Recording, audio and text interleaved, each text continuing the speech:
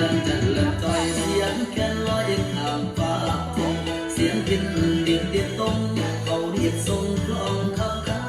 นตุ้มเปิดตุ้มเปิดกับวันสาเขาแห่กันโดดเด่นเป็นตำนานคนอีสานสืบกันมาคนอีสานสืบต่อกันมาอีสานบอกเคยเหงาบ้านเมืองเฮามีแต่มวลอยู่ใส่แล้วแต่ล้วนมีแต่มวลกันให้หาบุญน้อยและบุญใหญ่ถึงปีไม่ออกพรรษาสนเสและเฮฮามวนกันมาตั้งแต่บางใดมวนกันมาตั้งแต่บางใด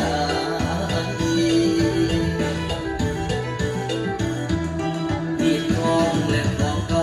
อีสานเฮาบ่เคยลืมต่อเติมและเสริมเติมบ่เคยลืมจำใส่ใจ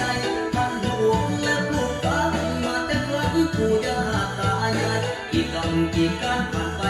ก่อนละท้ายจากคนอีสานก่อนละท้ายจากคนอีสาน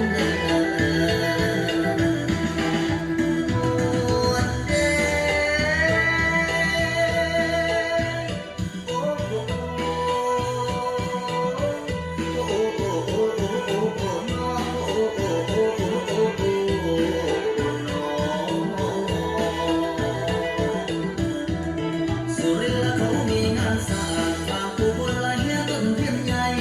จะโสงานบุญบังไฟปีกงานไม่ละทางเมืองขอนแก่นเมืองเลยแค่มีตาคูนเมืองสกุลแห่ปราสาทเดิน